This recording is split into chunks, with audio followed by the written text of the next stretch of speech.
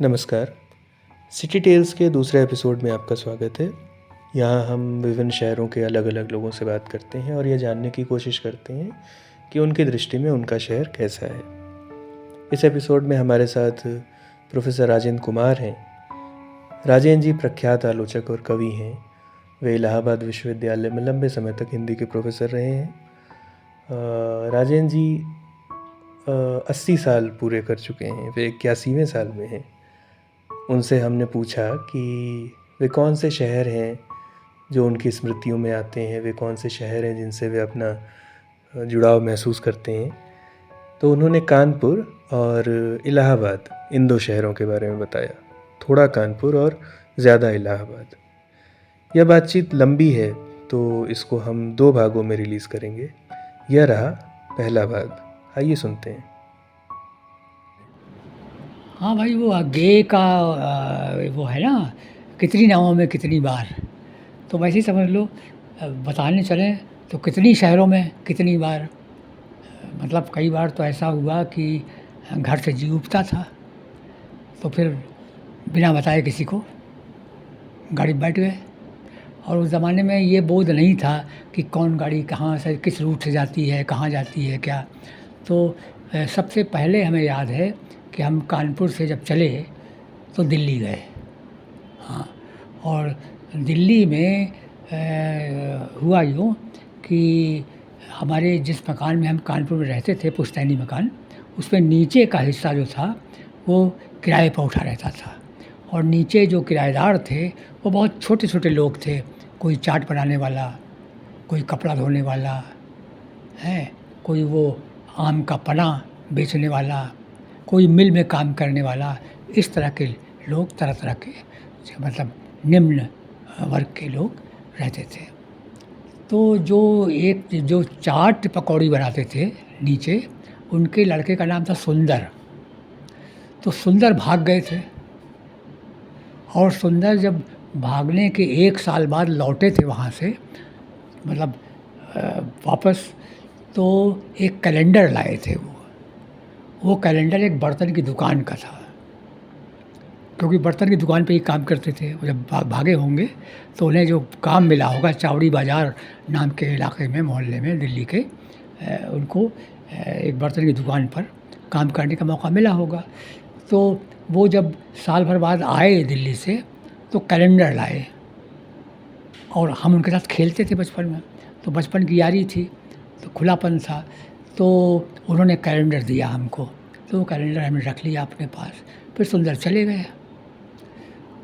तो फिर जब घर से जी उठा तो कहाँ जाएं, तो ध्यान आया सुंदर दिल्ली में है, चलो उन्हीं के पास चलते हैं, समझे। तो बैठे गाड़ी पर और पुरानी दिल्ली स्टेशन पर उतरे, जबकि दिल्ली का भूगोल हमें नहीं पता था, नावाकिफ़ थे एकदम से हम। लेकिन खैर दिल्ली में उतरे तो 59 में इंटर का इम्तहान दिया होगा, 12वीं का या देने को होंगे।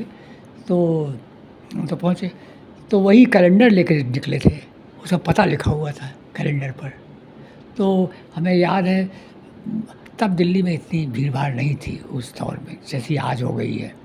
तो हम पुरानी दिल्ली में उतरे स्टेशन पर, और वहाँ से पैदल ही उसी कैलेंडर को लिए हुए उस पते को, चावड़ी बाज़ार कहाँ है, चावड़ी पूछते पाछते, और चावड़ी बाज़ार पहुँच गए थे।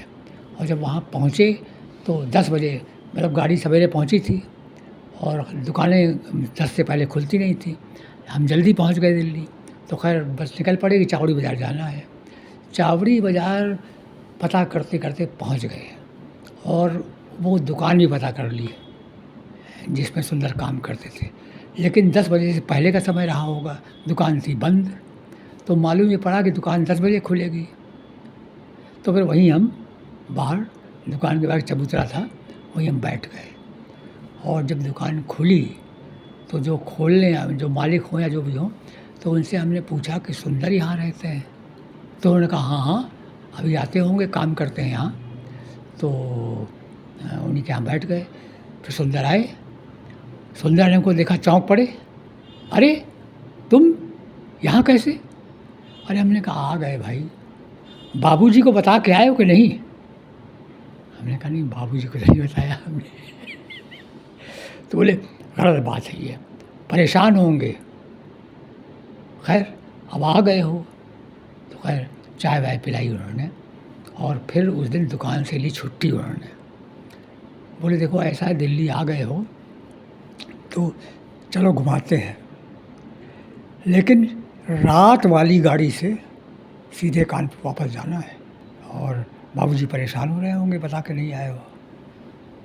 तो अब क्या करते, वही एक सहारा थे सुंदर, और तो कोई दिल्ली में था नहीं हमारा। तो सुंदर ने जब ये कहा तो हमने कहा अच्छा ठीक है चलो पहले घूम घाम तो लें। तो हमें याद है दिल्ली में कुछ जगह घुमाने ले गए थे हमको सुंदर, और फिर आखिर में राजघाट पर गांधी की समाधि पर वहीं मैदान में काफ़ी देर वहीं पर करीब 5-6 घंटे वहीं पर हम लान में लेटे बैठे रहे हम दोनों लोग। और फिर वही हुआ, शाम हुई तो सीधे कुछ खिलाया पिलाया उन्होंने और बोले सीधे चलो स्टेशन। स्टेशन आए और टिकट लिया उन्होंने अपने पैसे से ही, हमसे कहा बैठ जाओ इस पर सीधे घर जाओ। बहरहाल फिर तो एक दिन की यात्रा करीब ये पहली दिल्ली शहर की पहली बार हुई। और उसका हासिल ये रहा कि जब हम लौट के जब लौट के आए तो डर लग रहा था कि बाबूजी से क्या कहेंगे हैं, तो कुछ सूझ नहीं रहा था। घर में तो खैर पहुंच गए, बाबूजी से थोड़ा बहुत बाबूजी हमारे बहुत मतलब जब थोड़ा परेशान होते थे तो कम बोलते थे और उन्होंने ज़्यादा पूछा पाछा नहीं कहाँ गए थे, बोले ही नहीं हमसे वो एकदम, हाँ क्या पूछते। तो बहरहाल लेकिन बाद में फिर इतना ही कहा कि बिना बताए चले गए थे, परेशान हो गए हम लोग हैं, कहाँ चले गए थे। तो खैर तो ये सब बातें हुई, लेकिन हासिल उस यात्रा का ये रहा कि दिल्ली पर एक बड़ी लंबी कविता छंद में लिखी, वो 4-4 पंक्तियों के छंद थे। तो वो एक लंबी कविता दिल्ली के नाम पाती नाम से एक कविता लिखी गई उस ज़माने में। तो ये उसका हासिल रहा। तो पहला शहर जो हमने कानपुर से जहाँ यात्रा की भाग कर और केवल एक दिन की यात्रा, वो दिल्ली था, समझे। तो ऐसे फिर कई बार, फिर एक बार कोटा चले गए राजस्थान, तो कोटा भी 2-3 दिन रहे, फिर वहाँ से भी लौटे हैं। एक बार हरिद्वार जाने का मन किया, गाड़ी बैठ भी गए, लेकिन फिर उतर आए गाड़ी से, हरिद्वार गए नहीं, समझे। तो इस तरह कुछ होता था, भागते थे और फिर अजनबीपन जब देखते थे कि भाई यहाँ कोई है ही नहीं, किससे जाए, कैसे क्या होगा, कहाँ रहेंगे, क्या करेंगे, तो फिर लौट आते थे।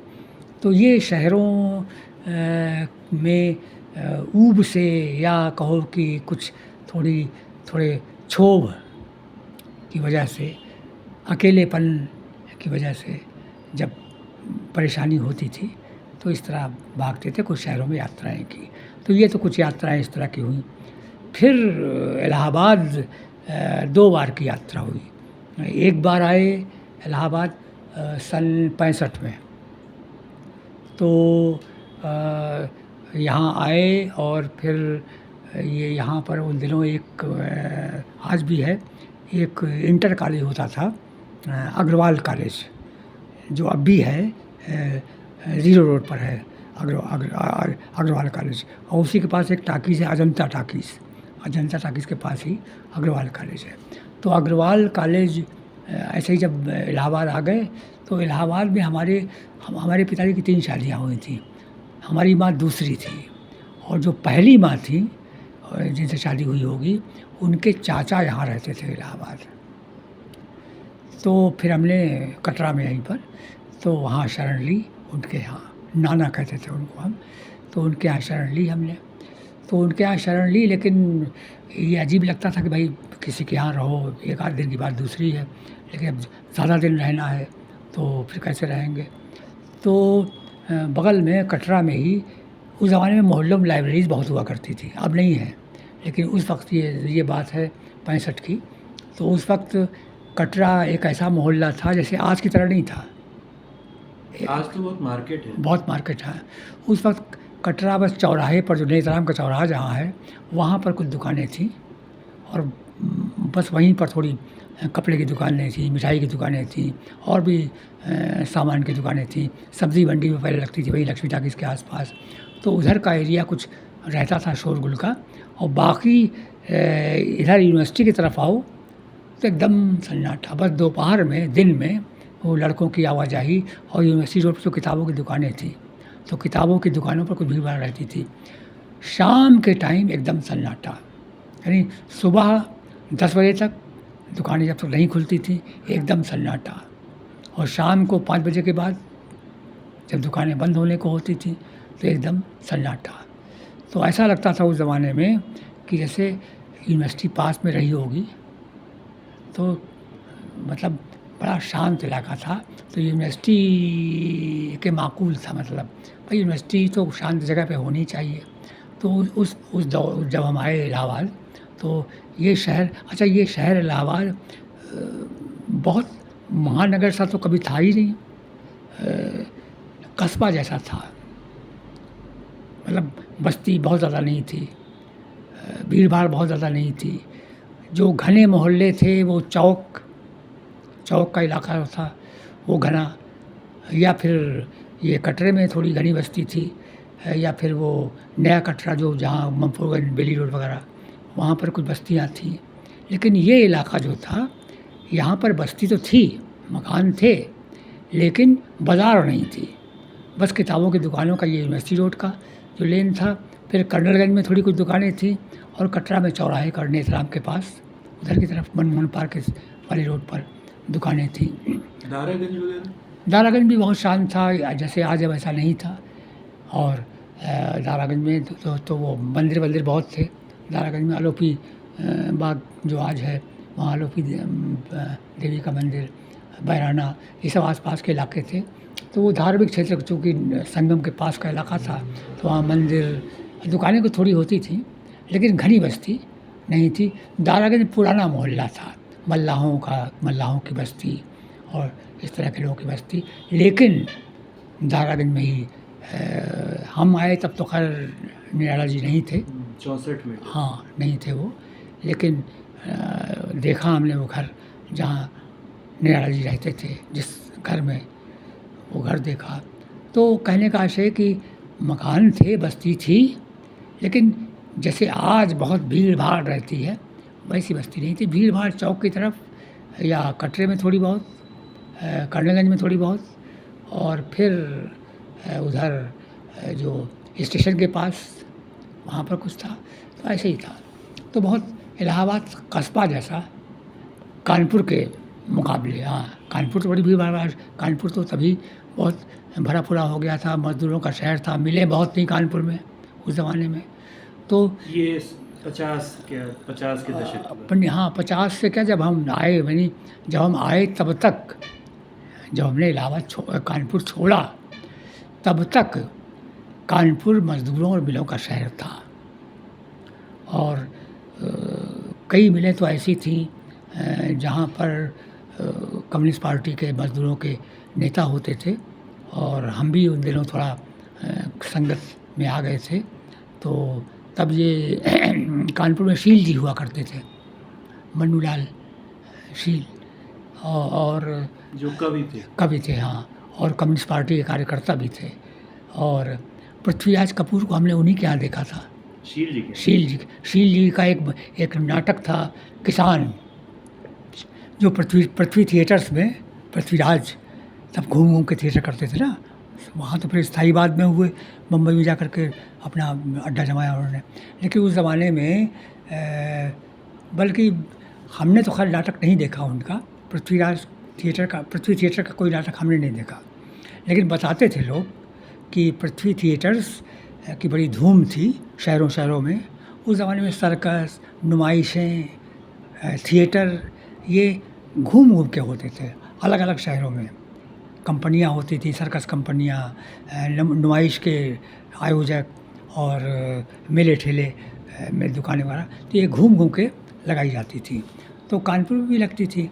तो शील जी के यहाँ पृथ्वीराज आए हुए थे और शील जी का एक नाटक किसान पृथ्वीराज ने खेला था। तो चूँकि वो नाटक लिखा था उन्होंने, इस नाते पृथ्वीराज कपूर का उनसे संबंध। अच्छा, तब आज की तरह नहीं था। ऐसा लोग बताते हैं कि ये जो एक्टर्स होते थे तब इतना ग्लैमर नहीं था इनका जैसा आज हो गया है। मतलब आसानी से मिलना जुलना संभव होता था। तो पृथ्वीराज के बारे में कहते हैं कि वो निराला जी के यहाँ भी इलाहाबाद में आते थे और कानपुर में शील जी के यहाँ भी थे। तो शील जी के यहाँ ही हमने पृथ्वीराज को देखा और उनकी वो जो कथकाठी तो खैर थी उनकी भर्राता हुआ गले की आवाज़ है जो थिएटर के लिए ये जो मालूम पड़ता था कि ये नाटक में काम करते हैं, है ना, क्योंकि नाटक भाई पूरी आवाज़ ऑडियंस वहाँ तक बैठी हुई है तो आवाज़ पहुँचनी चाहिए। तो सोहराब मोदी और पृथ्वीराज कपूर ये दो लोग ऐसे थे जिनकी फिल्में तो हमने बाद में देखी, लेकिन और सोहराब मोदी को तो खैर नहीं देखा हमने, लेकिन पृथ्वीराज को हमने शील जी के यहाँ देखा था। तो पहली बार उनकी आवाज़, उनकी शख्सियत, व्यक्तित्व, उनका गोरे चिट्टे खत्री थे, तो खत्री वैसे ही सुंदर होते हैं, तो उनको देखा था हमने वहाँ। लेकिन कोई वो उस तरह का ग्लैमर नहीं था जैसे आजकल के फिल्म अभिनेताओं का हो जाता है। बाद में तो खैर पृथ्वीराज का भी हुआ, फिर तो नक्शा उनका भी हो गया। तो ऐसा था कानपुर, तो वहाँ मज़दूरों का शहर था। तो शील जी से संपर्क हुआ और फिर वो कुछ कामरेड थे, कामरेड रामा श्रेय सुल्तान नियाजी एक हुआ करते थे, तो ये सब कम्युनिस्ट पार्टी के लीडर्स थे। और प्रगतिशील लेखक संघ की स्थापना हो चुकी थी और हमको ये शील जी प्रगतिशील लेखक संघ में भी ले आए थे। तो इस नाते ये संपर्क हुआ। तो इस संपर्क के नाते हमको पहला काम दिया गया, जब कम्युनिस्ट पार्टी में शामिल हुए हम, तो पहला काम हमको दिया गया कि मिलों के गेट पर किताबें बेचो। वो दिन और ही थे, आजकल कहाँ ऐसा होता है। तो किताबें बेचने का काम दिया गया हमको। तो म्योर मिल हमारे घर के पास, हमारा घर परेड पर था, नया चौक नाम का मोहल्ला परेड। तो परेड जो था वो हार्ट ऑफ द सिटी था, मतलब सब पास कचहरी, डाकखाना और मिल, स्कूल, ये सब पास थे।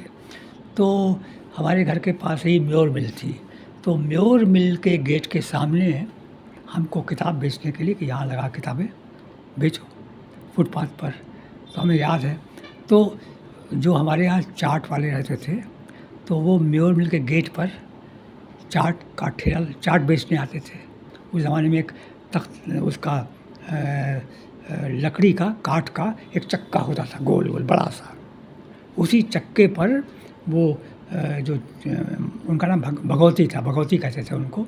तो भगवती जो थे वो उसी काठ के चक्के पर अपना सामान, चाट का, पकौड़ी और समोसा और जो भी बनाते थे वो सब उसी पर रख करके, उस सर पे रख करके जाते थे मिल के गेट पर, और वहीं पर एक मोढ़े पर उतार के रखते थे और उसी से अपना सामान सजाते थे। तो जब खाने की छुट्टी होती थी मज़दूरों की तो वो चाट की बिक्री कर चाट बेचते थे वहाँ। तो उधर म्योर मिल के गेट पर भगवती चाट लगाए थे और इधर हम किताब की दुकान। भगवती ने देख लिया हमको, हाँ, घर में जाकर शिकायत कर दी। अच्छा, शिकायत दूसरे, अच्छा इन लोगों को तो पता नहीं था कि हम कम्युनिस्ट पार्टी क्या होती है। हमारे घर में भी भाई इतना था, कम्युनिस्ट शुरू से ही बदनाम थे। कम्युनिस्ट होना माने आवारा हो जाना, धर्म विरुद्ध हो जाना, बिगड़ जाना, ये था उस ज़माने में। तो भगवती ने कह दिया जा करके, जबकि उस समय तो बहुत माहौल था। नहीं, माहौल था, लेकिन अब घर में ज़मींदारी का वो बैठन से थी जब सिलसिला, तो ये सब उनको पसंद नहीं था कि भाई ज़मीन में बैठ करके किताब बेचे। नाक कटा रहा है, बाप की नाक कटा रहा है, बाबा की नाक कटा रहा है, ख़ानदान की नाक कटा रहा है, ये सब होता था। तो शिकायत कर दी उन्होंने। तो शिकायत कर दी तो दोहरा अपमान महसूस हुआ बाबूजी को। एक तो ये कि लोग क्या कहते होंगे, पिता क्या खाना नहीं देते इनको, कि पिता क्या पैसा नहीं देते इनको जो ये किताब की दुकान किताब बेच रहा है। तो एक तो ये कि बदनामी होती है कि क्या लड़के का पालन पोषण करने की औकात भी नहीं रह गई घर वालों की, कि किताब बेचना पड़ रही उसकी। तो एक तो इस नाते, और दूसरा ये कि मजदूरों की संगत में है, तो नाक कटा रहा है ये। तो इस तरह की बातें। तो खैर, तो ये सब वजहें थीं जिनकी वजह से हम कानपुर से भागे थे। ये बात जो बता रहे हैं हम 65 की, ये 65 में तो हम MSc कर रहे थे DAV कॉलेज में। हम MSc करके यहाँ आए थे। हाँ, 6 साल, बल्कि नौकरी भी एक इंटर कॉलेज में साइंस टीचर की नौकरी मिल गई थी कानपुर में। लेकिन यही जब चक्कर, बहुत लड़का नालायक हो गया है, बिगड़ गया है, नाक कटा रहा है, ये सब होने लगा जब, तो मन उछटा फिर। तो इस बार पक्का दृढ़ संकल्प किया कि अब की जाएंगे तो लौटेंगे नहीं। हाँ, तो इस तरह इलाहाबाद आए, और इलाहाबाद आकर के तो जब कटरा में रुके नाना के यहाँ, तो कटरा में ही एक भारद्वाज लाइब्रेरी थी। ऊपर नीचे दुकान थी और ऊपर लाइब्रेरी थी। तो हम शाम के टाइम वहाँ लाइब्रेरी में बैठा करते थे। अखबार बहुत आते थे वहाँ। तो अखबार में देखा कि एक जगह निकली थी, अग्रवाल कॉलेज में एक टेम्परेरी टीचर हाई स्कूल तक के विद्यार्थियों को साइंस पढ़ाने के लिए चाहिए, ऐसा उसमें लिखा हुआ था। तो हमारे मन में आया कि चलो अप्लाई, साइंस के तो थे ही हम, तो अप्लाई कर दें। तो हमें याद है पोस्ट कार्ड पर, अब आज कहाँ ऐसा होता है, मतलब एक खेल में ऐसे ही कि पोस्ट कार्ड लिया, तब 5 पैसे का पोस्ट कार्ड आता था। तो पोस्ट कार्ड लिया और उसी पर सेवा में मैनेजर, प्रबंधक, अग्रवाल इंटर कॉलेज लिख करके, और जैसे एप्लीकेशन लिखी जाती है वैसे एप्लीकेशन लिखी, और डिब्बे में जो लेटर बॉक्स होता था, सड़क पे लगे होते थे, उसी में डाल दिया। और यूँ ही डाल दिया था, अरे ठीक है डाल दिया। लेकिन इंटरव्यू का बुलावा आ गया उसी पोस्ट कार्ड पर, चले गए। तो खैर वहाँ 90 रुपये में हमको टेम्परेरी, 90 रुपये में टेम्परेरी स्कूल टीचर के रूप में, साइंस टीचर के रूप में मिला। और टेम्परेरी के माने ये थे कि मार्च में जैसे ही बोर्ड का इम्तहान शुरू होगा, आपकी छुट्टी कर दी जाएगी, और फिर वो छुट्टियों में नहीं, तनख्वाह नहीं मिलेगी आपको। तो खैर, तो उसमें हमने इंटरव्यू में आ गए और फिर जाने लगे। लेकिन फिर मन उछटा, जन्माष्टमी की छुट्टी पड़ी। तो जन्माष्टमी की छुट्टी पड़ी, शायद 3 दिन की थी। तो ये हुआ चलो कानपुर घर हुआ मैं। तो एक टीन का बक्सा लेके आए थे हम, जब कानपुर से आए थे तो टीन का बक्सा, कुछ किताबें और उसी में कपड़े अपड़े। तब हम पैजामा कुर्ता पहनते थे, पैंट नहीं पहनते थे। तो 2 पैजामे और 2 कुर्ते रखे थे उसी में, और किताबें लेके आ गए थे। और फिर यहाँ तो बहरहाल छुट्टी जब पड़ी जन्माष्टमी की, तो हम गए कानपुर। और वो जो बक्सा था वो यहीं छोड़ गए, नहीं लेके लौट के आना है। जब वहाँ पहुँचे तो फिर मन डावाडोल, वो होम सिकनेस कह लो या जो भी कह लो।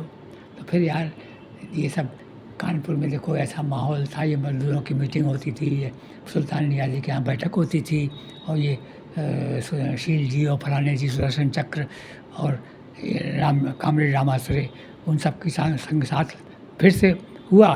तो फिर वो अब नहीं जाएंगे, तो हम संदूक लेने भी नहीं आए, यही रह गया। फिर नाना के यहाँ से ही कोई गया, समझे, लेके, तो उसने पहुँचाया हमको। तो पहली बार इस तरह है, और मुश्किल से मेरा ख्याल जुलाई में सब ये हुआ था, और अगस्त में शायद जन्माष्टमी पड़ी होगी। तो बस 2 महीने बीते होंगे और फिर लौट गए। तो फिर करीब 6 महीने फिर वहीं रहे कानपुर में। लेकिन फिर उस मन, तो अब की बार दृढ़ प्रतिज्ञा की कि अब की बार नहीं लौटेंगे। तो अब कहाँ जाएंगे? तो अमृत राय जी, प्रेमचंद जी के बेटे, ये नई कहानियाँ दिल्ली से निकलती थी, है ना, और भीष्म साहनी उसके संपादक थे। और जहाँ तक याद पड़ता है, भीष्म साहनी के बाद नई कहानियाँ फिर यहाँ इलाहाबाद आ गई थी अमृत राय जी के हाथों। अमृत राय जी के संपादन में नई कहानियाँ का अंक निकलने लगा। तो नई कहानियाँ में हम पहले कुछ लिख चुके थे, कहानी वानी लिख चुके थे, अमृत राय जी छाप चुके थे। और बल्कि हमने कानपुर पर भी एक फीचर लिखा था। उन दिनों नई कहानियाँ में अमृत राय जी ने एक कॉलम शुरू किया था, स्तंभ शुरू किया था, कथा नगर नाम से। तो कथा नगर में किसी न किसी शहर पर जो लेखक होता था वो एक फीचर लिखता था। तो हमने कानपुर पर एक फीचर लिखा था जिसका शीर्षक था धुएं में लटका शहर कानपुर। वो चिमनी मिलों का शहर था, तो चिमनियाँ थी, पुतली घर के भोंपू बजते थे, है ना। उसे लोग घड़ी मिलाते थे कि अब 7 बजा है, फिर खाने की छुट्टी हुई, अब 11 बजा है, फिर 3 बजे जब वो आखिरी भोंपू बजा, अच्छा अब छुट्टी का समय हुआ। तो घड़ी का काम लिया करते थे भोंपू से ही शहर में, और धुएं, चिमनी से धुआं निकलता था। तो धुएं में लटका शहर कानपुर नाम से एक फीचर लिखा था जो अमृत राय जी ने कथानगर में छापा था।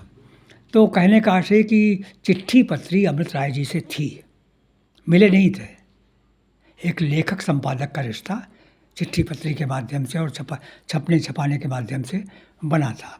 तो अब की बार जब हम आए तो बस से आए, और बस यहाँ स्टेशन के पास, कानपुर से जिस बस से आए थे वो तब बस अड्डा स्टेशन के पास ही था। तो कानपुर से चल के बस स्टेशन के पास बस अड्डे पर रुकी, हम उससे उतरे और वहाँ से सीधे पूछते पाछते ये अशोक नगर में वो था अमृत राय जी का बंगला धूप छां। तो उसी बंगले का पता करते हुए हम अशोक नगर, तब उसे हेस्टिंग्स रोड कहते थे, अशोक नगर का तब अंग्रेज़ी नाम हेस्टिंग्स रोड था। तो हेस्टिंग्स रोड पर हम पहुँचे और वहाँ पर बड़ा बंगला था खूब।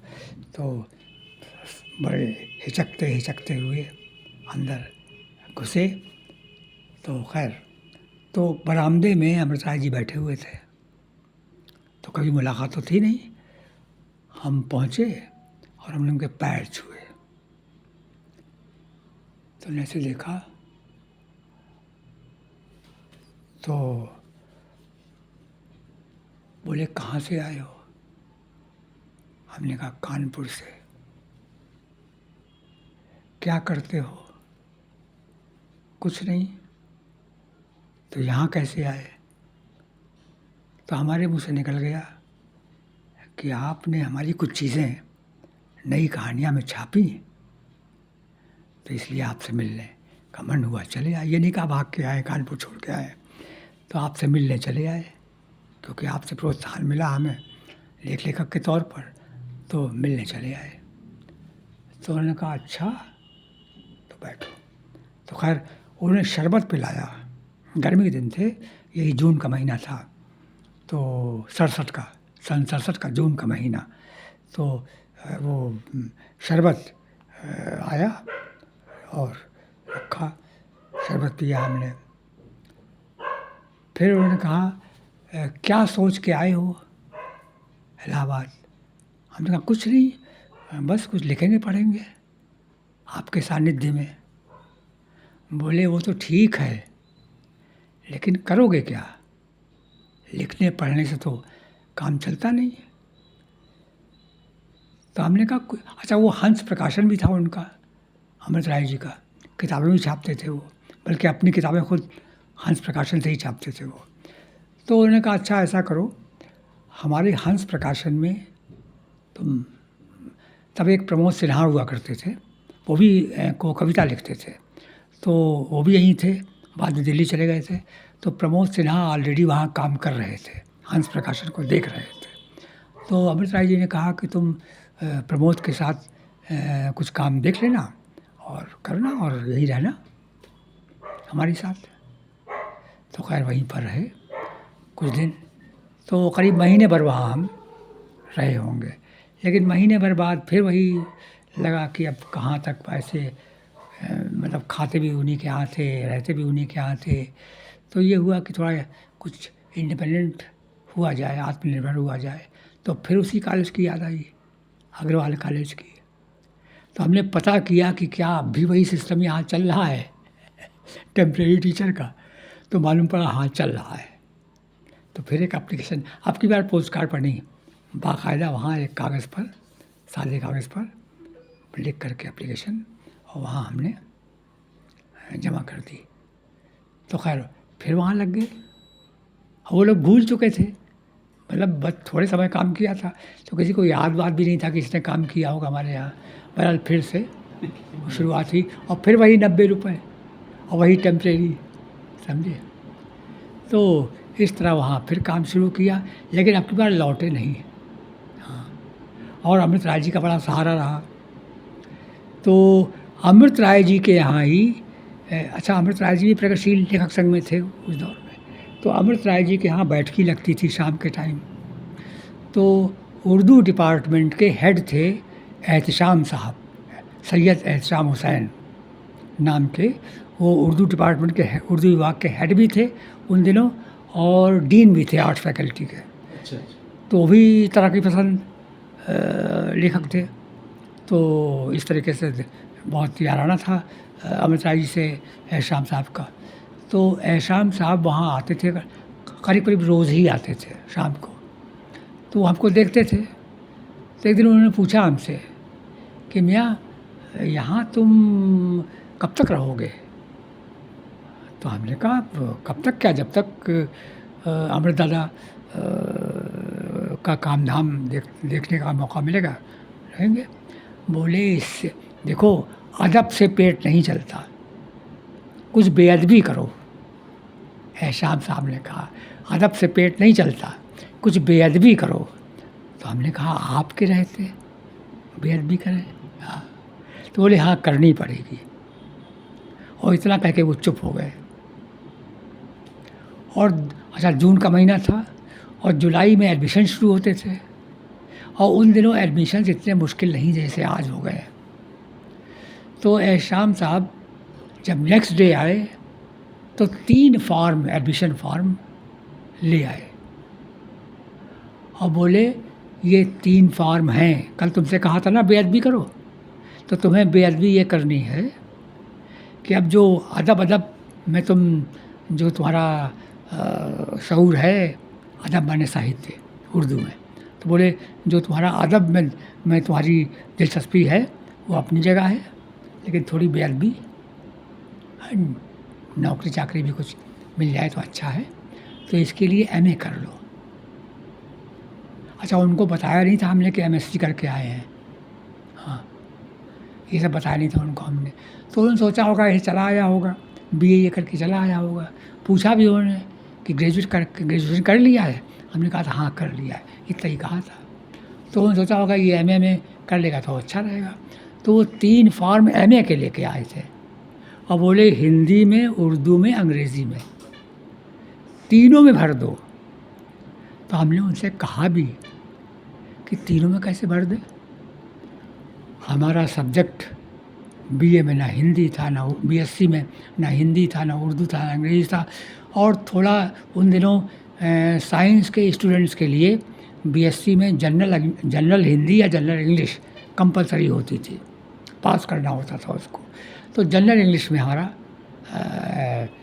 वो था बीएससी में, तो उतना ही था। तो हमने कहा सिर्फ जनरल इंग्लिश में बीएससी में थोड़ा बहुत हमने पढ़ा, बाकी तो हम, बोले नॉन सब्जेक्ट का भी एडमिशन होता है एमए में, भर दो देखा जाएगा। तो अब उन्होंने कहा, हमने भर दिया और फॉर्म भरवा के उन्होंने ले भी लिया। अच्छा, तब फॉर्म भी ऐसे नहीं होते जैसे आज होते हैं, एक एक पेज के फॉर्म होते थे, बड़ी आसानी से भर दो। तो भर दिया और तीनों फॉर्म उन्होंने ले लिए और बोले कि सर वो बीए का सर्टिफिकेट लिए हो ना कुछ? तो हमने कहा हाँ डिग्री तो है। बोले कल हाई स्कूल, इंटर और बीएससी तीनों की मार्कशीट और सर्टिफिकेट लेते आना, डुप्लीकेट वो अटेस्ट कर दिया जाएगा और जमा कर दिया जाएगा फॉर्म के साथ। तो वो भी हुक्म मानना पड़ा उनका। दूसरे रोज़ वो भी सब करा करके उनको सौंप दिया। बहरहाल उन्होंने जमा कर दिया होगा। और जुलाई का महीना जब आया, शायद 20 जुलाई या ऐसे ही रहा होगा, तो शाम को आए और बोले सुनो, वो हिंदी की लिस्ट निकल गई है, जाओ फीस जमा कर दो। तो हमने कहा हिंदी में? अरे बोले तुम तो हंसते खेलते कर लोगे ना हिंदी में, भाई तुम हिंदी में लिखते हो, तुम्हारी साहित्य में दिलचस्पी है, तो भाषा और साहित्य में तुम हंसते खेलते कर लोगे, हमें कोई दिक्कत नहीं होगी, जाओ फीस जमा करो। फीस जमा कर दी और इस तरह एमए में दाखिला हो गया। तो दोनों काम कर रहे थे वहाँ पर। जूनियर मिडिल सेक्शन में हाई स्कूल तक के विद्यार्थियों को साइंस पढ़ाते थे। सुबह की शिफ्ट थी, मॉर्निंग शिफ्ट में 7 से 11:30 तक चलता था मॉर्निंग शिफ्ट। तो वहाँ वो टीचर के तौर पर काम करते थे। फिर 11:30 बजे छुट्टी होते ही सीधे वहाँ था, वहाँ से कटरा आते थे। तब इक्के चलते थे। तब इस शहर में 3 ही साधन थे, इक्के, रिक्शे, वो आदमी वाले रिक्शे जो आदमी खींचता है, तो रिक्शे और बस। तो कटरा के चौराहे से, नेत्राम वाले चौराहे से इक्के भी चौक की तरफ जाते थे, रिक्शे भी मिल जाया करते थे, और तब बस भी। अब तो बस तो शायद जाती ही नहीं है, जाती हो नहीं जानते, लेकिन तब बस कचहरी के पास से चलती थी और इधर नेत्राम वाले चौराहे से होते हुए फिर बनवन पार्क की तरफ जाकर के सीधे चौक की तरफ बस भी जाती थी। तो बस, लेकिन थोड़ा ज़्यादा गैप रहता था बस का। इक्के और रिक्शे जब चाहो मिल जाते थे, खड़े रहते थे वहाँ। तो हम कभी इक्के से, कभी रिक्शे से। इक्के में 10 पैसा सवारी होता था तब, और रिक्शे में 20 पैसा सवारी होता था। तो कभी इक्के से, कभी रिक्शे से। सवेरे तो पैदल ही जाते थे, सुबह तो हम पैदल ही। अच्छा, हम साइकिल जानते नहीं थे कुछ, साइकिल स्कूटर तो कोई सवाल ही नहीं, हम तो साइकिल भी नहीं जानते थे। तो 2 ही रास्ते थे, क्या तो पैदल जाओ या फिर इक्का या रिक्शा करो। तो सुबह तो हम पैदल ही नाप दिया करते थे, चले जाते थे। लेकिन लौटते पर चूँकि 12:10 से क्लास होता था एमए का यूनिवर्सिटी में, तो उसको अटेंड करने के लिए जल्दी होती थी, तो वहाँ से छूटते थे और 10 पैसे घंटा घर के पास एक के बैठते थे और कटरा में उतरते थे। और बस कमरा ले लिया था एक किराए पर लक्ष्मी टाकीज़ के पास, तो वहाँ जा कर के बस 1 कंटर में भुना हुआ चना रख लिया था, शीशे 1 कंटर में, और 1 कंटर में भुना हुआ गेहूँ। तो बस कभी चना निकाला भुना हुआ और थोड़ा नमक मिलाया और खा लिया और पानी पी लिया और चल दिए। कभी गेहूँ भुना हुआ निकाला, गुड़ से खा लिया और चले यूनिवर्सिटी। इस तरह कटते थे, समय की पाबंदी, समय को एडजस्ट करते थे इस तरह। तो यूँ हमने लक्ष्मी टाकीज़ के पास फिर किराए का कमरा लिया और वहाँ पढ़ाते हुए और यहाँ पढ़ते हुए दोनों काम किए, और इस तरह 2 साल में हमने एमए कर लिया। तो हमने यहाँ एमए किया 70 में, और 70 में एमए करते ही सीएमपी कॉलेज में जगह निकली, वहाँ फॉर्म भर दिया, वहाँ अपॉइंटमेंट हो गया। तब लेक्चरशिप एमए पास करते ही मिल जाती थी, तभी सब JRF नेट वगैरह कुछ नहीं था, और ना PhD अनिवार्य थी। अगर डिवीज़न अच्छी है एमए में तो बस, और सोच सिफारिश थोड़ा चलता होगा उस ज़माने में भी, हाँ।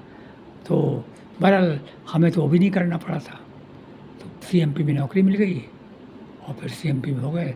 तो इस तरह हिंदी के टीचर हो गए फिर, और फिर वहाँ छोड़ दिया 90 रुपये वाली। और उस ज़माने में डिग्री कॉलेज में भी हिंदी के टीचर को 300 रुपये मिलते थे, आज की तरह नहीं।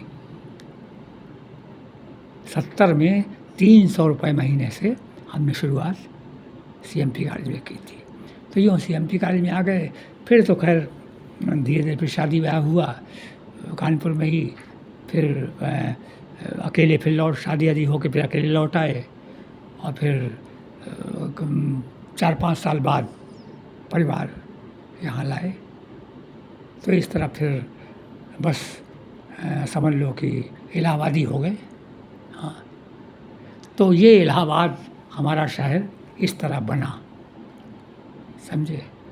और फिर ऐसा बना कि वो संकल्प भी निभ गया, अब नहीं लौटेंगे।